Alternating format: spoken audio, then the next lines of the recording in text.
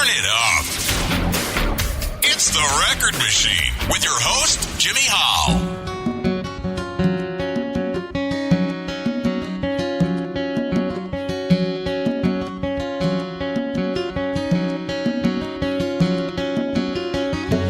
Everybody has a story.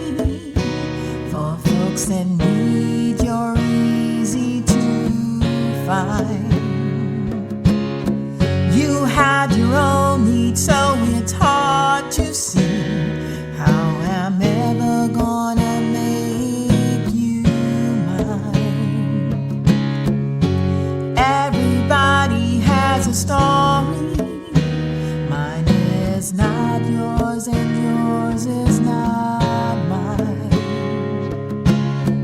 I heard her letter stop coming.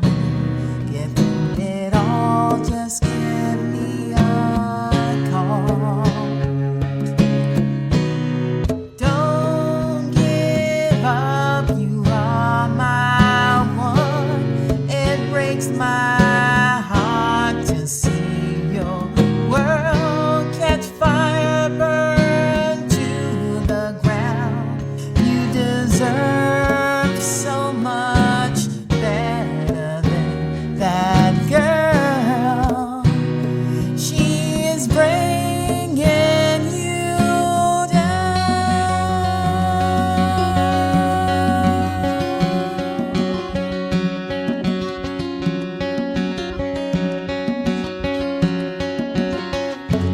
Everybody's got a story, and I've known you for a long time. You've only always seen me as a friend, helping others on this hill they climb. Everybody's got a story. To so many you've given so much time. But now it's plain for all to see. It's not enough, you're hurting inside.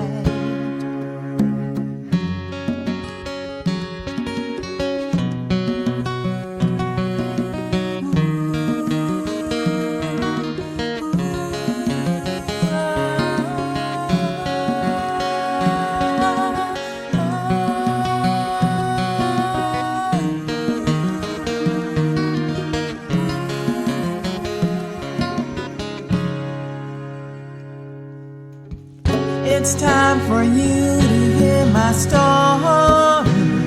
How you're always on my mind. I know that I can make you happy. Would you do the same for me and kind? Don't give up, you are my one. It breaks my heart to see your world catch fire, burn to the ground. You deserve so much better than that girl. She's bringing you down.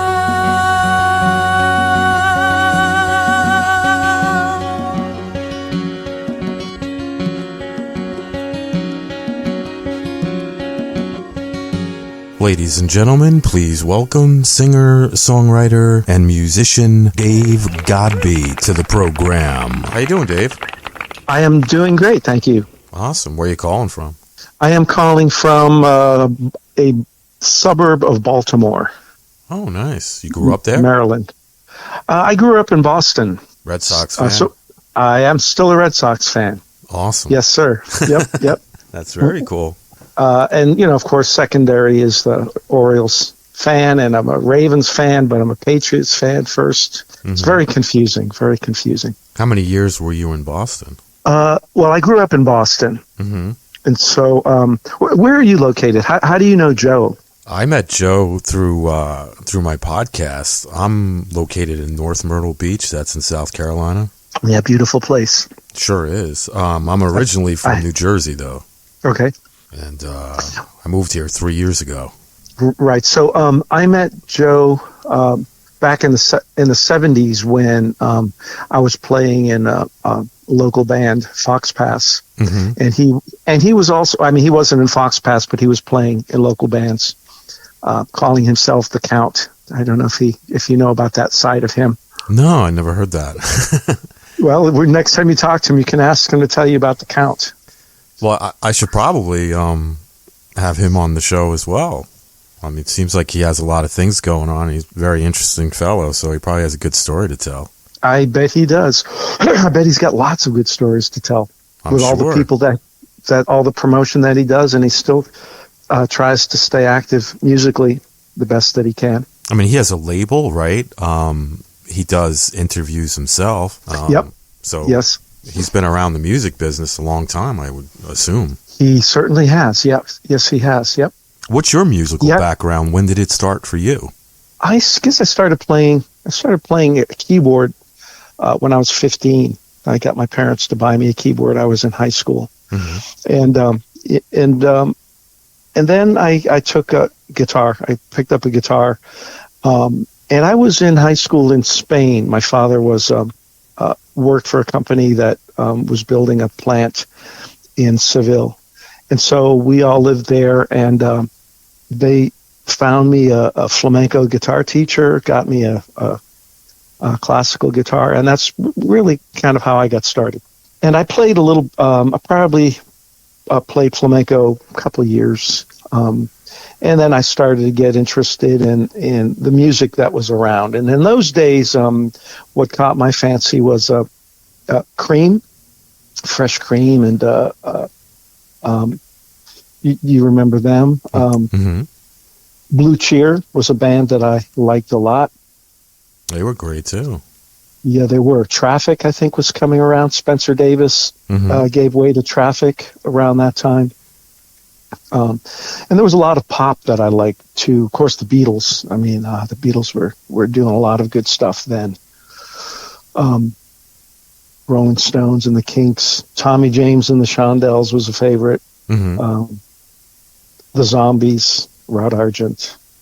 And so I played kind of in my bedroom with some people, back in high school days. We weren't getting out too much, but we played in the bedroom and made some music.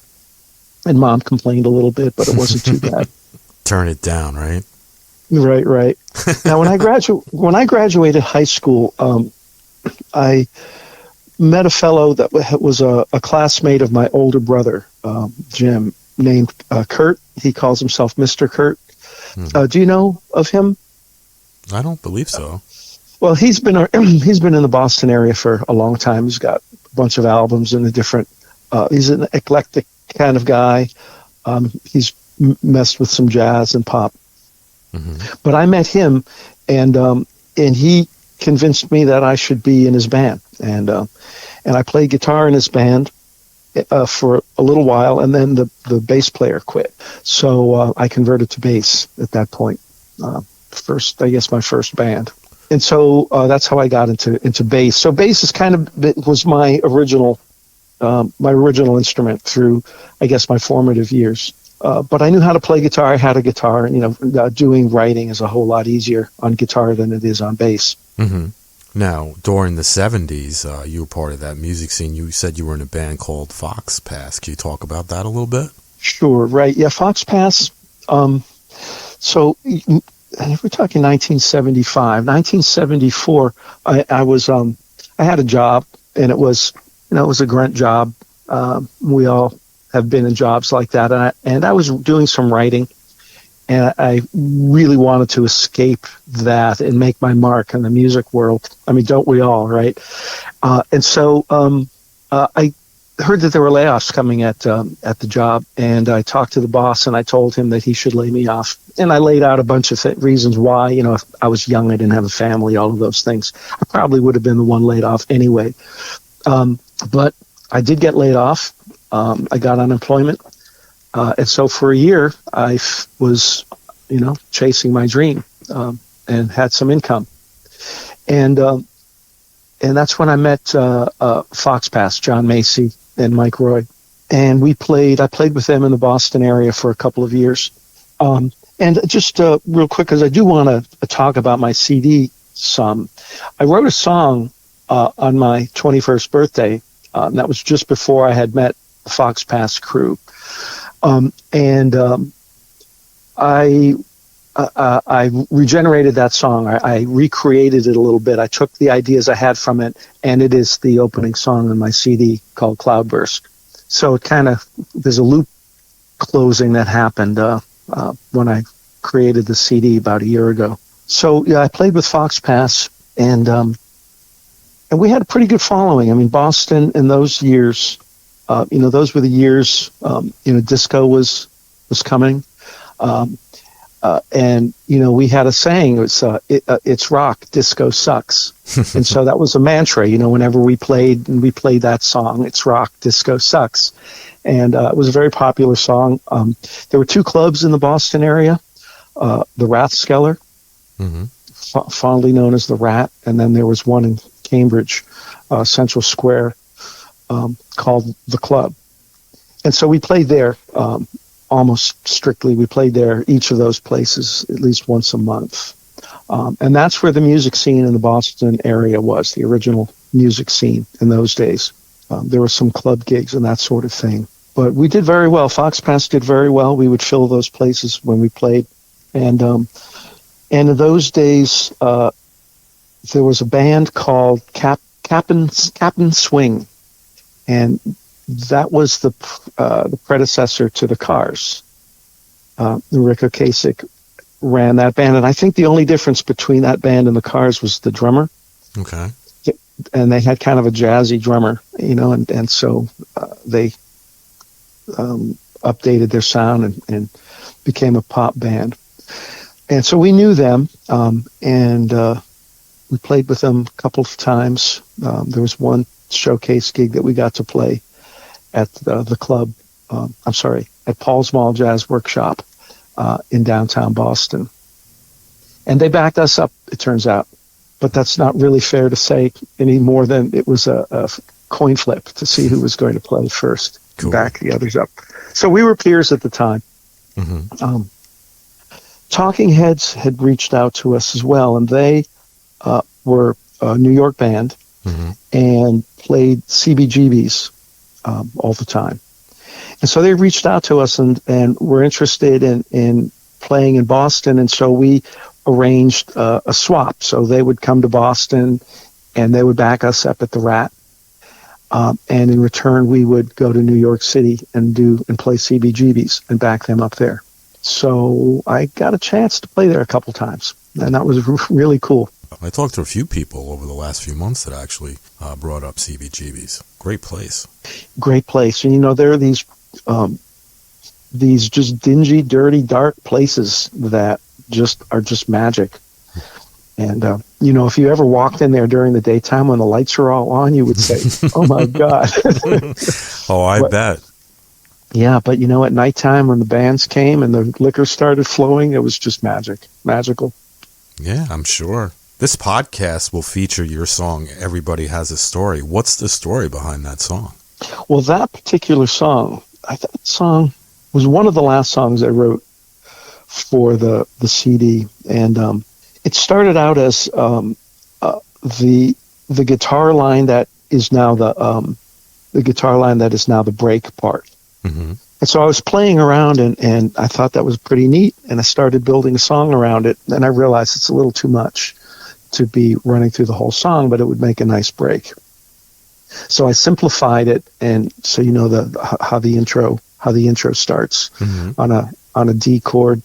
And I was thinking about relationships, and a lot of my CD is about relationships, and how we often don't try to put ourselves in the other person's place when we have issues and we have acrimony, singing about that. And then it it developed a little bit from there, and I was kind of feeling that it was sounding too whiny, and I decided to turn it into a love song.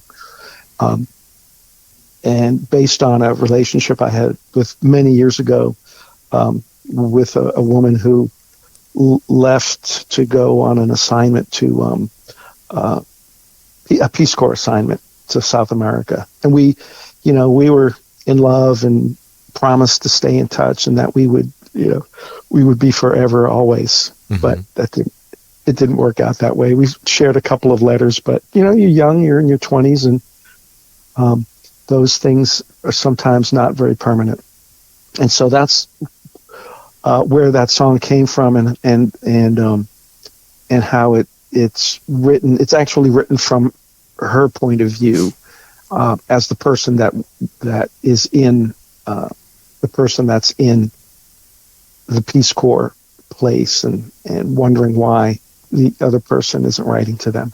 That song features Carolyn Wilson on vocals, correct? Yes. I met Carolyn. Her middle name is Lee, so we're calling her Carolyn Lee. Oh, okay. But yes, but that's all right. Carolyn Wilson is what it says on the liner notes. I met her just about a year and a half ago, and just kind of out of the blue, she appeared in my life and was a good singer. And because I needed a singer.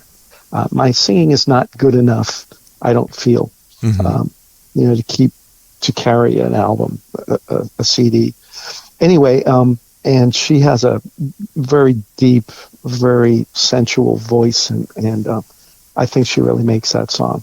It's a great song. I was listening to another one that you did. You posted it on YouTube. The cover of "Dream a Little Dream of Me." Well, magnificent job on that song. Oh yeah, thank you.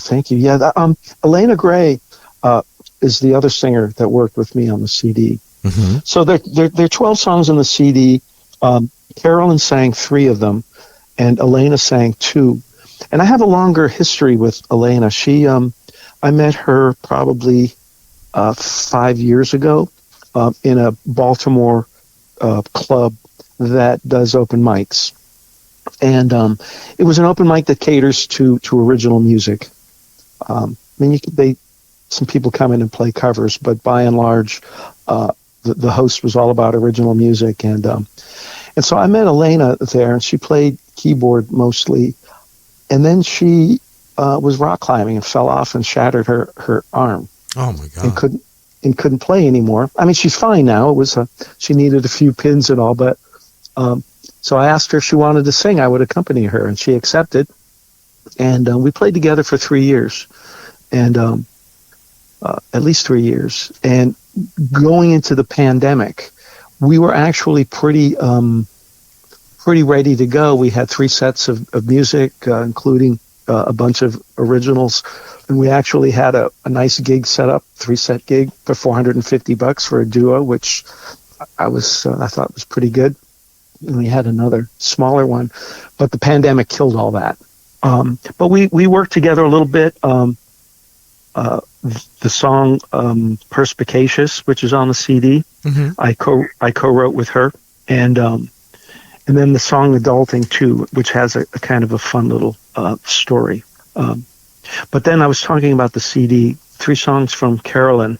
I've always been interested, in bands like Tangerine Dream and Kraftwerk, and some more modern EDM electronic groups, techno. Mm-hmm. And so there are 2 instrumentals on there, Advise and Resent, and Careful with That Sax, Janine.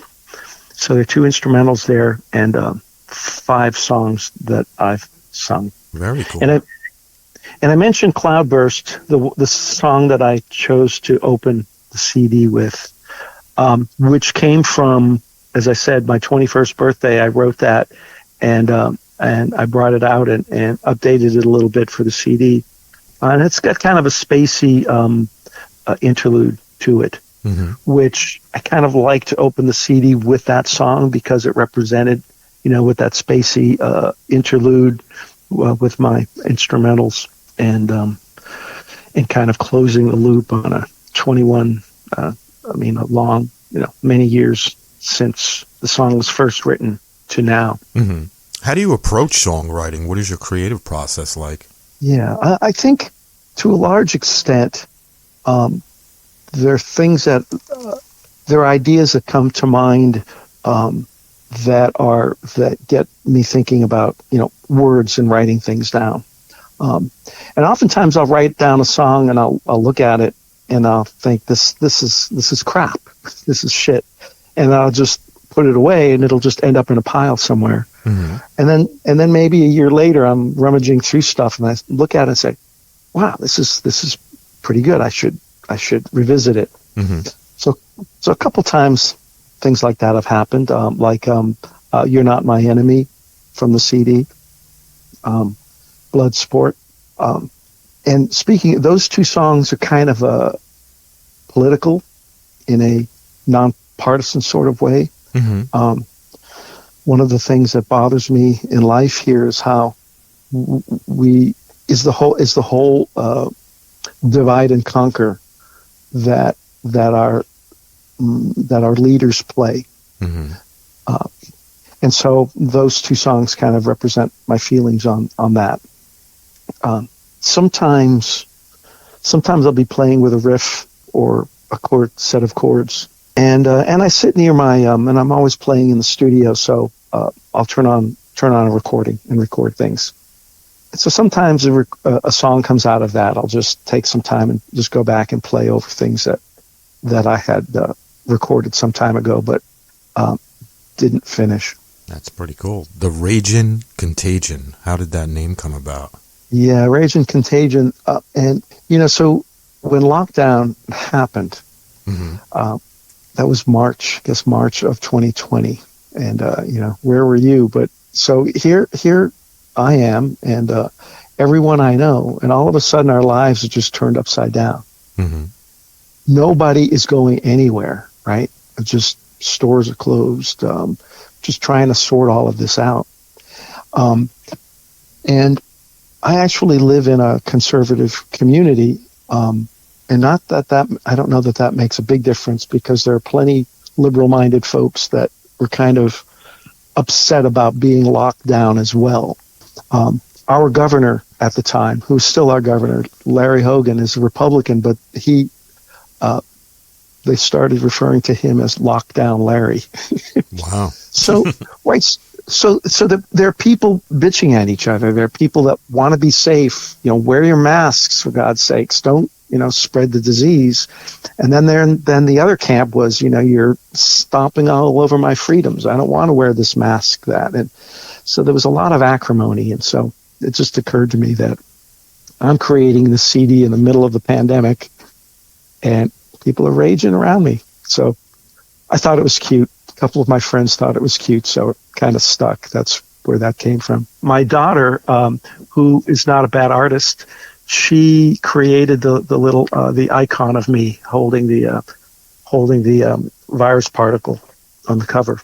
Right, yeah. Because I'm looking at the cover right now. I can totally see that in the cover. Talking to that virus particle like Hamlet was talking to, talking to the court jester Skull, So that's kind of where that came from. A cutesy treatment of very serious and scary, confusing time. And that leads me into the second song on the CD is called Adulting. Mm-hmm. And that's a pretty great story, because my daughter, my youngest, is a girl daughter, and she graduated college. Her senior semester was spring of 2020. Mm-hmm. So right in the middle, when you're graduating college, you're graduating, you're thinking about, your next steps, you're planning, what are you going to do next? You're thinking about getting your exams and all of that. And all of a sudden, all of that's on its head. The school closed. It went all virtual. She had an apartment, and her apartment was the lease. It was kind of an apartment run by the university. And she had that apartment to July, and she's a very practical person. She is, and she had a new apartment all set up for August. She got kicked out. The the university just closed all the apartments and everything. So she came home and she was with us, trying to finish her last semester all online. Wow. And she was very upset one night, and she was ranting. And I was kind of smiling because it was, you listen to your people you love going through this kind of stuff. And I said to her, and she was talking about adulting. She said, this adulting sucks, and it's really hard. And I told her, you write me some lyrics, and I'll create a song from it. And I didn't think she would. But the very next day, she presented me with these lyrics. And so I had some chords I was playing with, and that's how that song was born. Now, she doesn't sing, my daughter doesn't, but Elena Gray is a very fine singer. You're liking Dream a Little Dream. And so I got her to sing it, and we developed it, and that's kind of where adulting came from. I'm very proud of that one. That has a great story, I think. Now, there's a video for that, right, on YouTube? I thought I seen something, a lyric video or a regular video, correct? Yep. Yes. So, and that's Elena Gray, the singer, and she thought, why don't I just, sit in the corner, sit in the corner with my mask on and just, looking pathetic. And then, at the end where it says, just fuck it, I'm gonna, just let it go and take my chances. She takes off the mask and sings the rest of the song. Yeah, so that was her idea, and I thought it worked pretty well. I like what she did, what she came up with. Very cool. Are there any artists out there right now that you'd want to work with? You know who one of my favorite artists is? Taylor Swift. Yeah, she's got, as a songwriter, she's terrific, and her attitude is pretty good. And she's a pop queen, no doubt about it. Anybody else? Anybody else would I like to play with? Those are good questions. Good questions here. I don't know. I can't think of it. Who else would I want to play with? I had a girl tell me she'd want to work with Neil Diamond, a younger girl, too. So I thought that was pretty cool. That is pretty cool. Like Barry Manilow, Barry Manilow, for example. Yeah, I did not mention Fox Pass are the high point in my being with them. We were practice one night, and the manager came and he said, "Hey, Roxy Music's coming to town, and their backup act canceled. Do you want it?" And we said, "Are you kidding?" Yeah. Very cool. We'd love that. What is the best show that you've ever done? Like, the best place that you've played at, and the best group of artists that you've worked with, would you say? Well, that Roxy Music gig can't be beat for sure. That's the top, right? Right. Yeah. So that was just playing on the stage of the Orpheum Theater. That's probably a 2,000-3,000 seat theater. One of the best places in Boston at the time. We played the Talking Heads. Were quite interesting. Very very different band. When we played with them. And that Cars gig at Paul's Mall, that's a very comfortable place. That's got seating and drinks and dinner, and that was definitely fun. And there was that gentle competition that bands have coming out of a particular area. Yeah, so that was pretty neat. Now, besides music, what do you like to do in your spare time for fun, away from music and work? Well, one of the things that I've been doing, spending a lot of time with lately, is development issues in our community. There's a warehouse development project planned, just right nearby, and just 300 acres of forest with that's part of the Chesapeake Bay ecosystem, going to be destroyed to put in an Amazon fulfillment center. 200 acres of warehouses and parking lots and such. So I've been spending a lot of time doing projects for that, video with voiceovers and things like that. Mm-hmm. Are there any other projects that you're working on musically that'll be coming out anytime soon? Yes. So do you like to read? Are you familiar with Handmaid's Tale? No, I don't believe so. Well, it's actually, there's a series on Hulu, Handmaid's Tale, and the author of that, Margaret Atwood is her name, and she's into writing about dystopian futures and such. Mm-hmm. And she wrote a series called McAdam, and the premise is that greedy pharmaceutical companies created a virus that would destroy everybody, destroy millions of people on the planet, and they also created an antidote. And so their plan was to release the virus and then make billions of dollars, trillions of dollars selling the antidote. Well, what happened was the virus escaped before the antidote was ready. So that's the premise of that story. So I was thinking, and I started with that idea. Mm-hmm. And social media, some of us spend a lot of time in social media, and then virtual realities, right there. You can get into a game where you feel like you're walking around and running into your buddy in different places. Mm-hmm. What if we were at a place where there was a disease that would destroy everybody? Nobody can see each other, and we're all isolated in our rooms and things like that. The only way you can be with another person is if you're wearing a hazmat suit. And so I've been developing a story like that, and I'm planning to put out a CD. There's actually on my YouTube, there's at least one. It's called Full Hazmat Suit, a song that would be part of that project. When can we expect that? Well, I'm hoping that next year sometime. Carolyn Lee is working with me on that. She and I have been writing some things together, a couple of good songs. And we are kind of negotiating how this project of mine, this Full Hazmat Suit, may be my own project. But Carolyn has been quite prolific in writing of late. So we may put out an EP or something like that together next year as well. Very cool. Now, the Ragin Contagion CD, how does one go about buying that? You can buy that on Amazon. Mm-hmm. Or it's on all the streaming. It's all on all the streaming platforms: Spotify, Prime, Apple Tunes, Pandora, mm-hmm. and YouTube. So you can hear it all in all of those places. And of course, if you buy it from Amazon.com, you get that fine little booklet that comes with it. Very cool. Now, do you have a website you'd like to promote? I don't have a website, just a Facebook page. Okay. Facebook page, Ragin Contagion.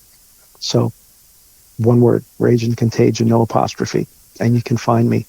Instagram, you can find me, Ragin.Contagion. Mm-hmm.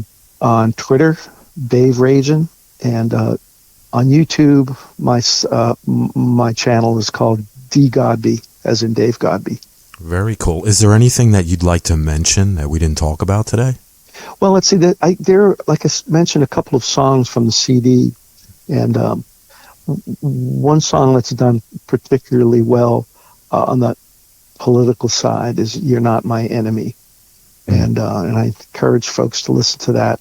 And that song came out of a situation with talking to a conservative friend of mine who told me he likes to watch particular shows, MSNBC, to see what the enemy is thinking. And then it just occurred to me, well, here's our problem. We think of each other as enemies as opposed to people who just have different ideas of how to solve problems. Right. And that's where that song came from. A couple of my friends really liked that message, and the song came out pretty well, I thought.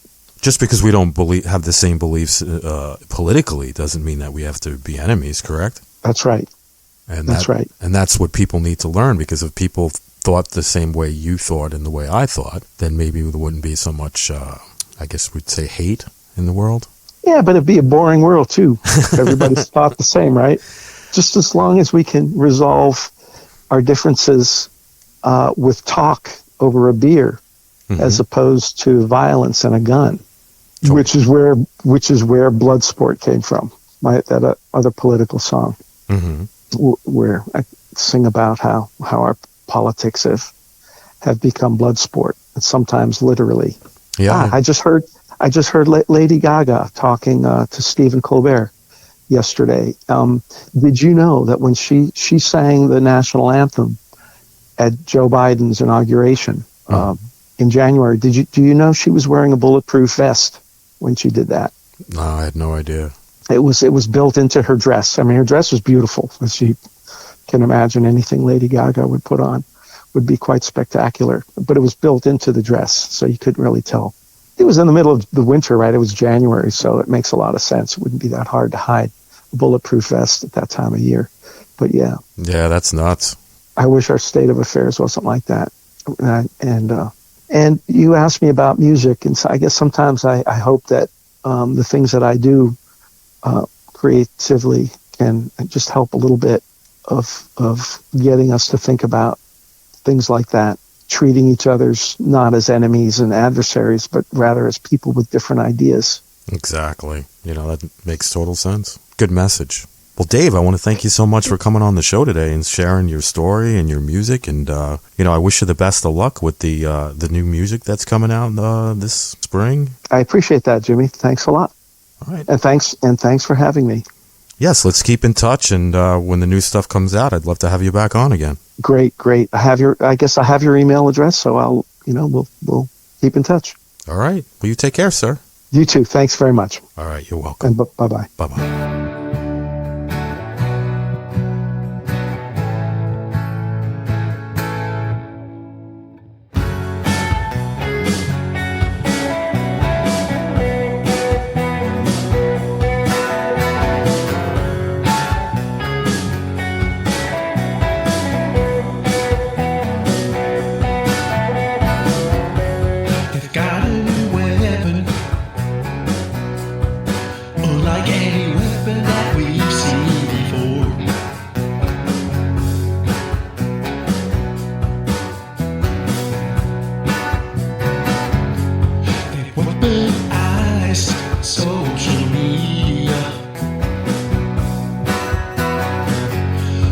Lies with facts until the masses believe just what you want them to, and did winning become more important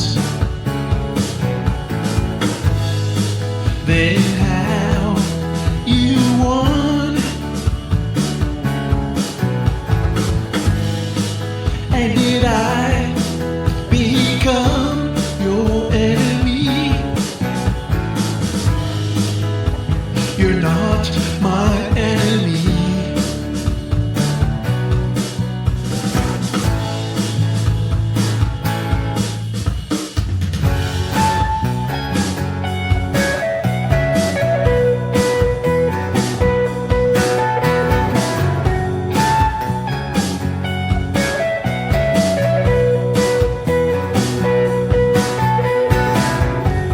When I met you for the first time, I had no idea you were one of them. We have so much in common. We really are so much alike, except for the differences. What are those things we are created to divide? And when did winning become more important than how you won? When did I become your enemy? I'm not your enemy.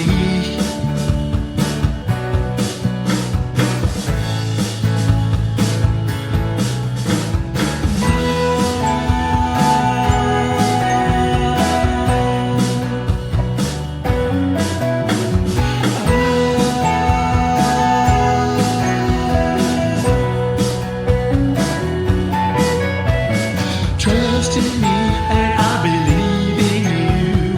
How